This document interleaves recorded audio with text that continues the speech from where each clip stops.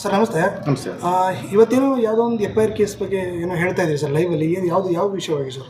ಅದೇ ಈ ಕಳೆದ 20-25 ದಿವಸದಿಂದ ಈ ಅಕ್ರಮ ಆಟೋಗಳ ವಿರುದ್ಧ ನಮ್ಮ ಧ್ವನಿ ಎದ್ದಿದಾಗಿಂದ ಸಾರಿಗೆ ಸಚಿವರು ಆದೇಶ ಮಾಡಿದ್ರು, ಈ ರೀತಿ ಯಾರಾದರೂ ಮೀಟ್ರ್ ಹಾಕಿಲ್ಲ ಅಂದ್ರೆ ಓಡಿಲ್ಲ ಅಂತಂದರೆ ಅವ್ರ ಗಾಡಿಗಳನ್ನು ಸೀಸ್ ಮಾಡಿ ಅಂತೇಳಿ ಅಥವಾ ಪರ್ಮಿಟ್ ಕ್ಯಾನ್ಸಲ್ ಮಾಡಿ ಅಂತ ಆದೇಶ ಮಾಡಿದ್ರು.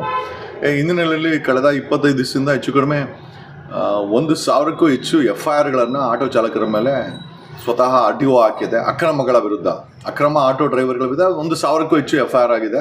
400ಕ್ಕೂ ಹೆಚ್ಚು ಗಾಡಿಗಳು ಸೀಸ್ ಆಗಿದೆ ಅಂತ ಪ್ರಕಟಣೆ ಆಗಿದೆ. ಸೊ ಈ ಹಿನ್ನೆಲೆಯಲ್ಲಿ ಕಳೆದ 25 ದಿವಸದಿಂದ ನಾನು ಈ ಅಕ್ರಮಗಳನ್ನು ಎಕ್ಸ್ಪೋಸ್ ಮಾಡ್ತಾ ಇರೋದಕ್ಕೆ ಒಂದಷ್ಟು ಆಟೋ ಡ್ರೈವರ್ಗಳು ತಮ್ಮ ಫೇಸ್ಬುಕ್ ಅಥವಾ ತಮ್ಮ ಸೋಷಿಯಲ್ ಮೀಡಿಯಾ ಮುಖಾಂತರ ಕೆಟ್ಟದಾಗಿ ಬೈಯೋದನ್ನು, ಆಮೇಲೆ ಪದ ಬಳಕೆನೂ ಅಷ್ಟೇ ತುಂಬ ಕೆಟ್ಟದಾಗಿ ಮಾಡ್ತಾರೆ. ನಾನೆಲ್ಲ ಹೋಗ್ಲಿ ಬಿಡಿ, ಏನೋ ಕೊಬ್ಬದಲ್ಲಿ ಮಾಡ್ತಾರೆ, ಇವತ್ತು ಸರಿ ಹೋಗುತ್ತೆ ನಾಳೆ ಸರಿ ಹೋಗುತ್ತೆ ಅಂತ ನಾನು ಕಳೆದ 20 ದಿವಸದಿಂದ ನಾನು ತಾಳ್ಮೆನ ಏನು ಕಳ್ಕೊಳಕ್ಕೆ ಹೋಗಿಲ್ಲ ಬಂದೆ. ಬಟ್ ಯಾಕೋ ನೆನ್ನೆ ಮನೆ ತುಂಬ ಜಾಸ್ತಿ ಆಗ್ಬಿಡ್ತು. ಇದು ಯಾವ ಲೆವೆಲ್ಗೆ ಅಂತಂದರೆ, ಈಗ ನಮ್ಮ ಲೆವೆಲ್ಗೆ ಇದ್ದಿದ್ದೀಗ ಅದೇ ಫ್ಯಾಮಿಲಿಗಳನ್ನ ಬೈಯೋ ರೀತಿ ಮಟ್ಟಕ್ಕೆ ಬಂದಿದ್ರು. ಸೊ ಯಾಕೋ ಅದು ಸರಿ ಅಂತ ಅನಿಸ್ಲಿಲ್ಲ. ಆಮೇಲೆ ಎಲ್ಲೋ ಒಂದು ಕಡೆ ಕೆಟ್ಟ ಮೆಸೇಜ್ ಹೋಗ್ತಾ ಇದೆ. ಜಗದೀಶ್ ಅವ್ರು ನೋಡಿ ಇಷ್ಟೆಲ್ಲ ಆಟೋ ಡ್ರೈವರ್ ಮಾಡ್ತಾ ಇದ್ರು, ಏನೂ ಕ್ರಮ ತಗೊಂಡು ಇರಲಿಲ್ಲ ಒಬ್ಬ ಅಡ್ವೊಕೇಟ್ ಆಗಿ ಅಂತೇಳಿ ಒಂದು ಕೆಟ್ಟ ಮೆಸೇಜ್ ಹೋಗುತ್ತೆ ಅಂತೇಳಿ ಇವತ್ತು ನಿನ್ನೆ ಯಲಹಂಕ ಸೈಬರ್ ಪೊಲೀಸ್ ಠಾಣೆಯಲ್ಲಿ ಆ ವಿಡಿಯೋಗಳನ್ನ ಡೌನ್ಲೋಡ್ ಮಾಡಿಕೊಂಡು ಅಲ್ಲಿ ಕಂಪ್ಲೇಂಟ್ ಕೊಟ್ಟಿದ್ವಿ. ಇವತ್ತು FIR ಆಗಿದೆ. ಸರ್ ಎಷ್ಟು ಜನ ಮಾಡಿದ್ದಾರೆ ಅಂತ? ಐ ಥಿಂಕ್ ಒಂದು 4 ಆಟೋ ಚಾಲಕರು ಯಾರ್ಯಾರು ಕೆಟ್ಟದಾಗ ಮಾತಾಡಿದ್ರು ಅವ್ರಗಳ ಮೇಲೆ FIR ಆಗಿದೆ ವಿತ್ ಆಟೋ ನಂಬರ್ಸ್. ಎಸ್, ಎಲ್ಲರೂ ಆಟೋ ಚಾಲಕರನ್ನ? ಇಲ್ಲ 4 ಜನ ಆಟೋ ಚಾಲಕರೇ. 4-5 ಓಕೆ. ತುಂಬ ಅಂದರೆ ಅದನ್ನು ಕೇಳಲಿಕ್ಕಾಗಲ್ಲ ಅಂಥ ಪದ ಬಳಕೆ. ಅಕಸ್ಮಾತ್ ನಾವು ಧ್ವನಿ ಮಾಡಿರೋದು ಅವ್ರಿಗೆ ತಪ್ಪು ಅಂತ ಅನಿಸಿದ್ರೆ ಅದನ್ನು ಪ್ರಶ್ನೆ ಮಾಡ್ಬೋದು. ನಾವು ಬಡವ್ರ ಮಕ್ಕಳಪ್ಪ, ಯಾಕೆ ಈ ಥರ ಮಾಡ್ತಾ ಇದೆಯಾ, ಅಟ್ಲೀಸ್ಟ್ ಕೇಳ್ಬೋದು, ನ್ಯಾಯಯುತವಾಗಿ ಕೇಳ್ಬೋದು, ಏನೋ ಹೆಂಗೆ ಮಾಡ್ತಾ ಇದೆಯಾ ಅಂತೇಳಿ ಕೇಳ್ಬೋದು. ಬಿಕಾಸ್ ರಫ್ ಆ್ಯಂಡ್ ಟಫ್ ಇರಲಿ. ಆ ಪದ ಬಳಕೆ ತುಂಬ ಕೆಟ್ಟದಾಗಿತ್ತು.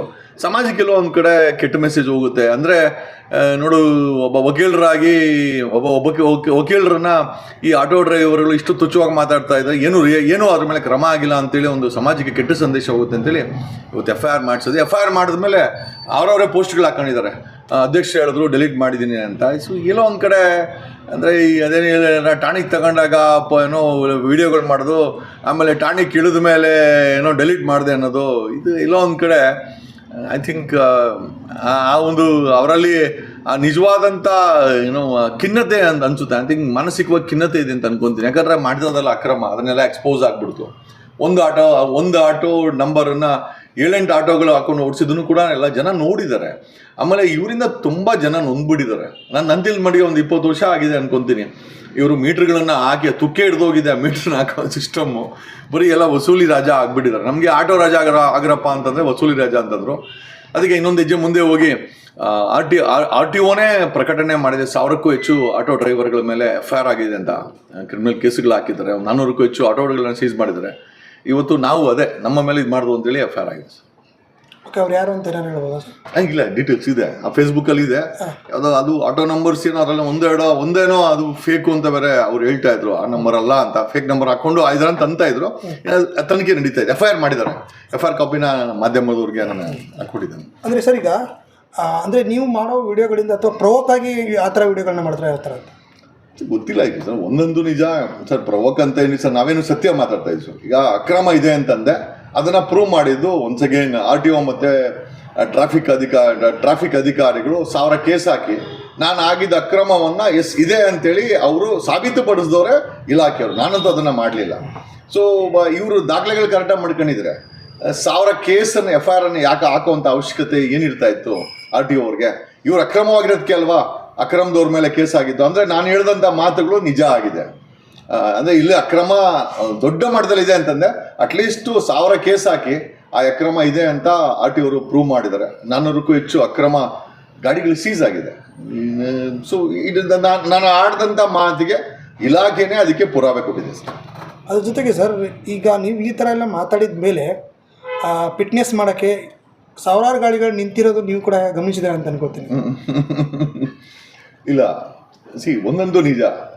ನಾನು ಏನೇನು ಮಾತಾಡಿದ್ದೆ ಅಥವಾ ಏನೇನು ಸ್ಟೇಟ್ಮೆಂಟ್ಸನ್ನು ಪಬ್ಲಿಕ್ ಡೊಮೈನಲ್ಲಿ ನಾನು ಹೇಳಿದ್ದೆ, ಅದನ್ನೆಲ್ಲ ಒಂದು ಕಡೆ RTO ಅವರು 1000 ಕೇಸ್ ಹಾಕಿ ಅದೊಂದು ಕಡೆ ಪ್ರೂವ್ ಮಾಡೋದು, 400 ಗಾಡಿನ ಸೀಸ್ ಮಾಡಿ ಅದೊಂದು ಕಡೆ ಪ್ರೂವ್ ಆಯಿತು.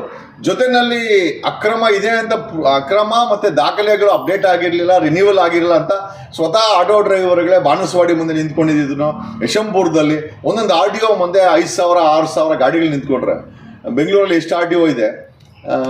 ಸೊ ಈ ಅಕ್ರಮ ಇದೆ ಅಂತ ಅವರೇ ಪ್ರೂವ್ ಮಾಡಿದ್ದಾರೆ ಸರ್. ಸೊ ಈಗ ಮತ್ತೆ ನಾವು ಏನು ಹೇಳಬೇಕಾಗಿಲ್ಲ. ಅಂದರೆ ಸರ್, ಈಗ ಜಗದೀಶ್ ಅವರು ಈ ರೀತಿ ಒಂದು ಹೇಳ್ಕೊಂಡ್ಮೇಲೆ ಜಯ ಸಿಕ್ತು ಅನಿಸುತ್ತಾ ಸರ್ ನಿಮಗೆ? ಇಲ್ಲ, ಇದು ಜಯ ಅನ್ನೋದಕ್ಕಿಂತ ನೋಡಿ ಸರ್, ಬೆಂಗಳೂರು ಅಕ್ರಮ ಆಟೋಗಳ ತಾಣವಾಗಿತ್ತು ಸರ್. ಅಕ್ರಮ ಆಟೋ ತಾಣದಿಂದ ಸರ್ ಏನಾಗುತ್ತೆ, ಒಂದು ಕಸ್ಟಮರ್ಗೆ ಭಾರ ಆಗುತ್ತೆ, ಎರಡನೇದು ಸರ್ಕಾರಕ್ಕೆ ಆಮದಾನಿ ಬರಲ್ಲ, ಮೂರನೇದು ಲೆಕ್ಕಾಚಾರ ಇಲ್ಲ. ಈ ಆಟೋಗಳು ಎಷ್ಟಿದೆ ಅಂತಂದರೆ, ಎಷ್ಟು ಪರ್ಮಿಟ್ ಇದೆಯಪ್ಪ ಅಂದರೆ 1,67,000 ಅಂತ RTO ಕೊಡುತ್ತೆ. ಇಲ್ಲಿ ಲೆಕ್ಕಾಚಾರ ಹಾಕಿದ್ರೆ 20 ಲಕ್ಷಕ್ಕೂ ಹೆಚ್ಚು ಆಟೋಗಳು, ಅಕ್ರಮ ಆಟೋಗಳಿದೆ. ಸೊ ಇರೋವಂಥ ಪರ್ಮಿಟ್ಗೆ ಮತ್ತು ಅವ್ರು ಕೊಟ್ಟಿರೋ ಅಂಥ ಓಡ್ತಾ ಇರೋಂಥ ಆಟೋಗಳಿಗೆ ಅಜಗಜಾಂತರ ವ್ಯತ್ಯಾಸ ಇದೆ. ಪ್ಲಸ್ ಎಲ್ಲದಕ್ಕಿಂತ ಹೆಚ್ಚಾಗಿ ಇವರು ಯೂನಿಫಾರ್ಮ್ ಹಾಕದೆ ಗಾಡಿ ಓಡಿಸೋದು. ಥ್ಯಾಂಕ್ ಗಾಡ್ ಕಳೆದ 6 ದಿವಸದಿಂದ ನಾನು ಇವತ್ತು ಕೂಡ ನೋಡಿದೆ. ನಾನು ಇಲ್ಲಿಂದ ಆ್ಯಕ್ಚುಲಿ ಸಿಟಿ ಸಿವಿಲ್ ಕೋರ್ಟ್ಗೆ ಹೋಗಿದ್ದೆ. ಇಲ್ಲಿಂದ ನಾನು ಹೆಲ್ಮೆಟ್ ಹಾಕೊಂಡು ನಾನು 2 ವೀಲರ್ಲೇ ಹೋದೆ, ಯಾಕಂದರೆ ನೋಡಬೇಕು ಅಂತಲೇ ಹೋದೆ. ನಾನು ಕಾರಲ್ಲಾದರೂ ನೋಡೋಕ್ಕಾಗಲ್ಲ ಅಂತೇಳಿ 2 ವೀಲರ್ಲೇ ನಾನು ಸಿಟಿ ಸಿವಿಲ್ ಕೋರ್ಟ್ಗೆ ಬಂದೆ. 99% ಎಲ್ಲರೂ ಯೂನಿಫಾರ್ಮ್ ಹಾಕಿದ್ದಾರೆ. ಸೊ ಎಲ್ಲೋ ಒಂದು ಕಡೆ ಒಬ್ಬ ಸಾಮಾನ್ಯ ವ್ಯಕ್ತಿಯ ಧ್ವನಿ, ನಾನು CM ಅಲ್ಲ, ಅಥವಾ ಬೆಂಗಳೂರಿನ ಇನ್ಚಾರ್ಜ್ DK ಶಿವಕುಮಾರ್ ಬಂಡೇನೂ ಅಲ್ಲ, ನಾನು ಬಂಡೆ ಅಲ್ದಿರೋ ಒಬ್ಬ ಸಾಮಾನ್ಯ ವ್ಯಕ್ತಿ ಬೆಂಡೆತ್ತಿದ್ದು ಇವ್ರಿಗೆ ಯೂನಿಫಾರ್ಮ್ ಹಾಕ್ಸಿದ್ದಕ್ಕೆ ಒಂದು ಐ ಥಿಂಕ್ ಇದು ಜನರಿಗೆ ಸಿಕ್ಕಂಥ ಜಯ ಅಂತ ಅನ್ಸುತ್ತೆ ಸರ್. ನನಗೆ ಕಡಿಮೆ ಅಂದರೆ ಒಂದು 5 ದಿವಸಕ್ಕೆ ಒಂದು 5,000 6,000 ವಾಟ್ಸಪ್ ಬರ್ತಾ ಇದೆ. ಜಗದೀಶ್ ಅವರ ಯಾವುದೇ ಕಾರಣಕ್ಕೂ ಈ ಪುಡಾರಿಗಳನ್ನು, ನಾನು ಅಂದರೆ ಅವ್ರು ಬಳಸೋಂಥ ಪದಗಳನ್ನ ಬಳಸ್ತಾ ಇದ್ದೀನಿ, ಈ ಮೀಟ್ರ್ ಆಗದಂಥ ಪುಡಾರಿಗಳನ್ನು, ರೌಡಿಗಳನ್ನು ಯೂನಿಫಾರ್ಮ್ ಹಾಕಂಗೆ ಮಾಡಿದ್ದೀರಾ, ಇದು ಒಳ್ಳೆ ಟೈಟ್ ಆಗಿದೆ, ಇದನ್ನು ಬಿಡಬೇಡಿ ಅಂತ ನನ್ನ ಫೇಸ್ಬುಕ್ಕಲ್ಲಿ ವಾಟ್ಸಪ್ಪಲ್ಲಿ ಸಾವಿರಾರು ಮೆಸೇಜಸ್ ಇದೆ ಸರ್. ಜನ ಅದು ತುಂಬ ಐ ಥಿಂಕ್ ಸಂತೋಷ ಪಟ್ಟಿದ್ದಾರೆ. ಅಂದರೆ ಈ ಅಕ್ರಮವನ್ನು ಎಕ್ಸ್ಪೋಸ್ ಮಾಡಿ ಅವರನ್ನು ದಾರಿ ತಂದಿದ್ದೀರಾ, ಆಮೇಲೆ ಇಲಾಖೆ ಆ್ಯಕ್ಷನ್ ಮಾಡಿದೆ, ಮತ್ತು ಸಾರಿಗೆ ಸಚಿವರು ಪರ್ಮಿಟನ್ನೇ ಕ್ಯಾನ್ಸಲ್ ಮಾಡಿ ಮೀಟ್ರ್ ಹಾಕಿಲ್ಲ ಅಂತ. ಇಷ್ಟು ದೊಡ್ಡ ಮಹತ್ವವಾದಂಥ ಒಂದು ನಿರ್ಧಾರ ಅಥವಾ ಆದೇಶವನ್ನು ಸರ್ಕಾರ ಮಾಡುತ್ತೆ ಅಂತಂದರೆ, ಎಲ್ಲ ಒಂದು ಕಡೆ ನಾವು ಮಾಡೋಂಥ ಹೋರಾಟ ಅಥವಾ ಧ್ವನಿ ಜನರು ಅದಕ್ಕೆ ಸ್ಪಂದಿಸಿದ್ದು ಐ ಥಿಂಕ್ ಮಾಧ್ಯಮದವರು ನೀವೆಲ್ಲ ಸೇರಿ I think it's wonderful success ಅಂತ ಹೇಳ್ಬೋದು ಸರ್. ಮಾಡಿದ್ದಾರೆ, ಮಾಧ್ಯಮಗಳು ಪ್ರಸಾರ ಮಾಡಿದ್ದಾರೆ. ನಾನು ಧ್ವನಿ ಎತ್ತಿ ನಾನೇ ಇರ್ಬೋದು. ಅದನ್ನ ಹೇಳ್ತಲ್ಲ, ಉಂಡೋರೆಷ್ಟು ಗುಂಡ ಅಂದರೆ ಅಲ್ಲ ಅಲ್ಲ ಅಲ್ಲ ಎಲೆ ಅಥವಾ ಗುಂಡ ಅಂತಂದರೆ ಉಂಡೋರೆಷ್ಟು ಅಂದಂಗೆ ಆಯಿತು. ಈಗ ಎಲ್ಲರೂ ಕೈ ಹಾಕಿದ್ದಾರೆ. ಡೆಫಿನೆಟ್ಲಿ ನನ್ನ ಧ್ವನಿ, ಜನರ ಒಂದು ಸ್ಪಂದನೆ. ಯಾಕಂದರೆ ನೋಡಿ, ಒಂದು ವಿಡಿಯೋ ಮಾಡಿದ್ರೆ 8 ಲಕ್ಷ 10 ಲಕ್ಷ 20 ಲಕ್ಷ ನನ್ನ ಫೇಸ್ಬುಕ್ಕಲ್ಲಿ ಓಡ್ತಾ ಇದೆ, ನನ್ನ ಸಾಮಾಜಿಕ ಜಾಲತಾಣದಲ್ಲಿ ಲಕ್ಷ ಓಡ್ತಾ ಇದೆ ಅಂದಮೇಲೆ ಸೊ ಮಾಧ್ಯಮಗಳು ಕೈ ಜೋಡಿಸಿದ್ದಾರೆ. ಇರಲಿ, ಐ ಥಿಂಕ್ ಯಾರೋ ಒಬ್ಬರು ಒಟ್ಟಿನ ಸರಿ ಮಾಡಿದ್ವಾ. ಈಗ ಸಮಸ್ಯೆ ಏನು ಅಂತಂದರೆ ಸರಿ ಹೋಯ್ತಾ, ಅದು ಇಂಪಾರ್ಟೆಂಟ್. ಮಾಫಿಯಾ ಮುಕ್ತ ಬೆಂಗಳೂರು ಆಗಬೇಕಾಗಿದೆ. ಅದನ್ನು ಮಾಧ್ಯಮಗಳು ಕೈ ಜೋಡಿಸಿದ್ದಾರೆ, ಸಾಮಾಜಿಕ ಜಾಲತಾಣದಲ್ಲಿ ಯೂಟ್ಯೂಬರ್ಸು ಕೈ ಜೋಡಿಸಿದ್ದಾರೆ, ನಾವು ಕೈ ಜೋಡಿಸಿದ್ರಿ, ಜನನೂ ಕೈ ಜೋಡಿಸಿದ್ದಾರೆ. ಅಫ್ಕೋರ್ಸ್ ಸಾರಿಗೆ ಸಚಿವರು ಕೂಡ ಒಂದು ಗಟ್ಟಿಯಾದಂಥ ಆದೇಶ ಮಾಡಿದ್ರು. ಆ ದಮ್ಮು ತಾಕತ್ತು ರಾಮಲಿಂಗಾರೆಡ್ಡಿ ಅವ್ರಿಗೆ ಸಿಕ್ಕಿದೆ, ಸಂತೋಷ ಆಗುತ್ತೆ. ಜೊತೆಯಲ್ಲಿ ಅದೇ ದಮ್ಮು ತಾಕತ್ತಿಂದ ಕಳೆದ 7th ಡೇ, ಇವತ್ತಿಗೆ 7th ಡೇ ಅನ್ಸುತ್ತೆ, 8th ಡೇ, 8ನೇ ದಿವಸ ಇವತ್ತು. 31ನೇ ತಾರೀಕು ಶುರು ಮಾಡಿದ್ದು, ಇವತ್ತು ಎಷ್ಟು 8ನೇ ತಾರೀಕು, 9ನೇ ದಿವಸ ಸತತವಾಗಿ RTO ಅವರು ಸ್ಕ್ವಾಡ್ಗಳನ್ನು ಕ್ರಿಯೇಟ್ ಮಾಡ್ಕೊಂಡು 22-23 ಸ್ಕ್ವಾಡ್ ಮಾಡಿದಾರಂತೆ. ಆ ಸ್ಕ್ವಾಡ್ ಪರಿಣಾಮವಾಗಿ ಒಂದು 400ಕ್ಕೂ ಹೆಚ್ಚು ಗಾಡಿಗಳನ್ನ ಸೀಸ್ ಮಾಡಿದ್ದಾರೆ. ಅಂದರೆ ಜಗದೀಶ್ ಅವರ ಮಾಡಿದಂಥ ಸ್ಟೇಟ್ಮೆಂಟ್ಗೆ ಶಕ್ತಿ ತುಂಬಿದವರು RTO ಅವರು. ಗಾಡಿಗಳನ್ನ 400 ಗಾಡಿನ ಸೀಸ್ ಮಾಡಿ 1000 FIR ಹಾಕಿದ್ದಾರೆ. ಏನು ಸರ್ ಕಡಿಮೆನಾ? ಒಂದಲ್ಲ ಎರಡಲ್ಲ 1,000 FIR ಆಟೋ ಡ್ರೈವರ್ಗಳ ಮೇಲೆ ಆಗಿದೆ ಅಂತಂದರೆ ಸ್ವತಃ ಅವರೇ ಪ್ರೂವ್ ಮಾಡ್ಕೊಂಡಿದ್ದಾರೆ ಅಕ್ರಮ ಇತ್ತು ಅಂತ. ಸರ್, ಇನ್ನೊಂದು ಕೆಲವೊಬ್ರು ಆಟೋ ಡ್ರೈವರ್ಗಳು ಹೇಳಿದ್ದು ಅಂದರೆ ಜಗದೀಶ್ ಅವ್ರು ಮಾಡಿದ್ದು ಕರೆಕ್ಟು ಅಂತಲೂ ಕೂಡ ಹೇಳ್ತಾ ಇದ್ದಾರೆ ಸರ್. ಈಗ ಕರೆಕ್ಟ್ ಅಂತಲೇ ಹೇಳಬೇಕು. ಸೊ ಈಗ ನಾನು ಯಾವುದು ಯಾರ ಹತ್ರನೋ ವಸೂಲಿ ಮಾಡಿಕೊಂಡು ಯಾರಿಗೋಸ್ಕರನೋ ಈ ಹೋರಾಟ ಅಂತೂ ಮಾಡಿಲ್ಲ. ಬಟ್ ವಸೂಲಿ ಮಾಡೋರು ಇದ್ದರು, ಆ ಆಟೋಗಳಲ್ಲಿ ವಸೂಲಿ ಮಾಡೋರು ಕೂಡ ಇದ್ದರು. ಗ್ರೂಪ್ ಇನ್ಶೂರೆನ್ಸ್ ಮಾಡ್ತೀನಿ ಅಂತೇಳಿ ಗುಂಪುಗಳನ್ನ ಕಟ್ಕೊಂಡು ಅಲ್ಲಿ ಇನ್ಶೂರೆನ್ಸ್ಗಳ ಹತ್ರ ಕಾಸಿಸ್ಕೊಳ್ಳೋದು. ಇಲ್ಲಿ ಸೇಟು ಫೈನಾನ್ಸ್ ಕೊಡ್ತೀನಿ ಅಂತ ಪರ್ಮಿಟ್ ಇಲ್ದಿರೋ ಸೇಟು ಹತ್ರ ಕ್ಯಾಶನ್ನ 3.5 ಲಕ್ಷ ಲೆಕ್ಕ ಹಾಕೊಳ್ಳಿ ಸರ್. ಒಂದು ದೊಡ್ಡ ಸ್ಕ್ಯಾಮ್ ಏನು ಅಂತಂದರೆ ಈ ಸೇಟು ಸ್ಕ್ಯಾಮ್ಗಳು. 20 ಲಕ್ಷ ಆಟೋ ಇಂಟು ನೀವು 3.5 ಲಕ್ಷ ಅಂತ ಹಾಕೊಂಬಿಟ್ರೆ ನೀವು 70,000 ಕೋಟಿ ಸೇಟುಗಳವರು ಕ್ಯಾಶಲ್ಲಿ ಫೈನಾನ್ಸ್ ಮಾಡಿದ್ದಾರೆ. ಇಷ್ಟು ದೊಡ್ಡ ಕ್ಯಾಶ್ ಹಗರಣ ಇದು ನಿಜವಾಗ್ಲೂ. ಆಮೇಲೆ ಈ ಹಗರಣಗಳ ಸರಮಾಲೆನೇ ಇತ್ತು. ಆಮೇಲೆ ಇವು ಸ್ವಲ್ಪ ಏನೋ ಒಂಥರ ದೌರ್ಜನ್ಯ, ಆಟೋ ಡ್ರೈವರ್ ಹಾಕೊಂಡ್ರೆ ಉಳಿತೀರಾ, ಸರ್ಕಾರಕ್ಕೆ ಚಾಲೆಂಜ್ ಹಾಕೋಣ ಅಂತವ್ರು ಇವರು. ಮತ್ತು ಯಾಕೆ ಫೈನ್ ಹಾಕ್ಸ್ಕೊಂಡ್ರು? ಇವರು ಯಾರೋ ನಮ್ಮನ್ನು ಎದುರಾಕೊಂಡ್ರೆ ಉಳಿತೀರಾ ಅಂತಂದರೆ ಪೆನಾಲ್ಟಿ ಕಟ್ಟಬಾರ್ದಾಗಿತ್ತು. ಆರ್ ಟಿ ಅವ್ರಿಗೆ ಪೆನಾಲ್ಟಿ ಕಟ್ತೀರಾ. ಈ ದಮ್ಮು ತಾಕತ್ತು ಆರ್ ಟಿ ಅವ್ರ ಮುಂದೆ ತೋರಿಸಿದ್ರೆ, ಗಾಡಿ ಸೀಸ್ ಮಾಡಿದಂಥ ಆರ್ ಟಿ ಅವ್ರ ಮುಂದೆ ತೋರಿಸಿದ್ರೆ ನಾವು ಒಪ್ಕೊಳ್ತಾ ಇದ್ವಿ. ಸುಮ್ಮನೆ ಸೋಷಿಯಲ್ ಮೀಡಿಯಾದಲ್ಲಿ ಅದೇ ಏನೋ ಅವ್ರ ಮಾತುಗಳನ್ನ ಹೇಳ್ಕೊಂಡಿದ್ದಾರೆ. ಬಟ್ ಒಂದೊಂದು ನಿಜ, ನಾನು ಮಾಡಿದಂಥ ಸ್ಟೇಟ್ಮೆಂಟ್ ಏನಿದೆ ಅಂದರೆ ಅಕ್ರಮ ಮಾಫಿಯಾ ಇತ್ತು ಅಂತ, ಅದು ರುಜುವಾತಾಗಿದೆ ಸರ್. ಅದು ಮಾಧ್ಯಮಗಳ ಮುಖಾಂತರ ಆರ್ ಟಿ ಅವರ FIRಗಳು 1000 FIRಗಳು, 400 ಗಾಡಿ ಸೀಸು. ಮತ್ತು ಇವತ್ತು ಸಿಟಿನಲ್ಲಿ ನೋಡ್ಕೊಂಬಂದೆ, ಆಲ್ಮೋಸ್ಟ್ 99% ಎಲ್ಲ ಯೂನಿಫಾರ್ಮ್ ಹಾಕವ್ರೆ. ನನಗೆ ಅನಿಸುತ್ತೆ ಇಷ್ಟು ಪ್ರಯತ್ನ ಬಿದ್ದಿದ್ದಕ್ಕೆ ಈ ಶಾಲೆಗಳಲ್ಲಿ ಅಬ್ಸರ್ವ್ ಮಾಡಿರ್ಬೋದು, ಫ್ರಂಟ್ ಪೇಜಲ್ಲಿ ಕೂತ್ಕೊಂಡವರು ಓದೋ ಹುಡುಗರು, ಈ ಲಾಸ್ಟ್ ಬೆಂಚಸ್ ಅಂತ ಇರ್ತಾರೆ, ಅವರೆಲ್ಲ ಪರೋಡಿಗಳು. ಸೊ ಈ ಒಂದು ರೀತಿ ಈ ಆಟೋಗಳಲ್ಲಿ ಒಂದಷ್ಟು ಲಾಸ್ಟ್ ಬೆಂಚಸ್ ಇದ್ಕೊಂಡಿದ್ರು ಅನಿಸುತ್ತೆ.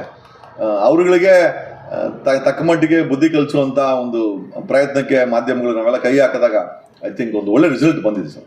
ಫಸ್ಟು ಫೋಟೋ ಎಕ್ಸ್ಪೋರ್ಟ್ ಮಾಡಿದ್ವು, ಅದಾದಮೇಲೆ ರೇಡಿಗೆ ಇಳಿದಿದ್ವಿ ಇವರು. ಓಕೆ, ಈಗ ಜಸ್ಟ್ ಇಮ್ಯಾಜಿನ್ ಮಾಡಿ, ನಾನು ಆ ಪೋಸ್ಟ್ ಹೆಚ್ಚು ಕಮ್ಮಿ 1000 ಶೇರ್ ಆಗಿದೆ. ಈಗ ನಾನು ಅಲರ್ಟ್ ಮಾಡಿದ್ಮೇಲೆ ಒಂದೇ ನಂಬರಲ್ಲಿ ಗಾಡಿಗಳು ಓಡ್ತಾ ಇದ್ದೇವೆ ಅಂತ ನಿಮ್ಗೆ ಅನಿಸುತ್ತಾ? ಆ ನಂಬರ್ ಗಾಡಿಗಳನ್ನ ಈಚೆ ಎತ್ಕೊಂಬಂದು ಆರ್ ಟಿ ಎ ಮುಂದೆ ಓಡಿಸ್ತಾರೆ ಅವರು, ಬುದ್ಧಿವಂತಿದ್ದಾರೆ ಇವ್ರನ್ನ. ಆಮೇಲೆ ಆ photo it self is an evidence. ಅದು ಯಾವುದು ಒಂದು ಗಾಡಿ ಇದಲ್ಲ, ಯಾಂತ ದಡ್ಡನ್ನು ತೋರಿಸಿದ್ರು ಗೊತ್ತಾಗುತ್ತೆ. ಅವ್ರು ಹೇಳೋದು ಇಲ್ಲ, ಅದು 7 ಇಲ್ಲ 5, ಓಕೆ 2 ಅನ್ಕೊಡೋಣ, 5 ಬೇಡ ಸರ್. ಒಂದೇ ನಂಬರ್ಲಿ 2 ಆಟೋ ಇದ್ದರೆ ಅದು ಅಕ್ರಮ ಅಲ್ವಾ? ಒಂದು ಸಮಯದಲ್ಲಿ ಬಸ್ಸುಗಳು ಓಡಾಡ್ತಾ ಇತ್ತು ಅಂತ ಕೇಳಿದ್ದೀವಿ ನಾವು. ಯಾರೋ ಡ್ರೈವರ್ ಆದರೂ ಮಿನಿಸ್ಟರ್ ಆದ ಅಂಥವನೇ ಮಡಿಕೊಂಡಿದ್ದ ಅಂತ ಕೂಡ ನಾವು ಕೇಳಿದ್ದೀವಿ. ಬಸ್ಸುಗಳು ಡೂಪ್ಲಿಕೇಟ್ ನಂಬರ್ ಇಟ್ಕೊಂಡು ಒಂದೇ ನಂಬರ್ ಇಟ್ಕೊಂಡು ಓಡಿಸೋಂಥ ಬಸ್ಸುಗಳಿದ್ದಾದ್ಮೇಲೆ ಆಟೋ ಕೂಡ ಇದೆ. ಏನಂತಂದರೆ ನಾನು ಎಚ್ಚೆತ್ಬಿಟ್ಟೆ. ಇಲ್ಲ ಅಂದಿದ್ರೆ ನಾನು ಇದನ್ನು ಫೇಸ್ಬುಕ್ಕಲ್ಲಿ ಸಾಮಾಜಿಕ ಜಾಲತಾಣದಲ್ಲಿ ಅವ್ರನ್ನ ಎಚ್ಚೆತ್ತಿರ ಏನಾದರೂ ಆರ್ ಟಿ ಒಗೆ ಇನ್ಫಾರ್ಮೇಷನ್ ಕೊಟ್ಟಿದ್ರೆ ಖಂಡಿತವಾಗಿ ಸೀಸ್ ಆಗ್ತಾ ಇತ್ತು. ಎಲ್ಲೋ ಒಂದು ಕಡೆ ನಾನು ಅಲರ್ಟ್ ಮಾಡಿಬಿಟ್ಟು ಆಮೇಲೆ ಎಲ್ಲೋ ಒಂದು ಕಡೆ ಓಕೆ ಸರ್.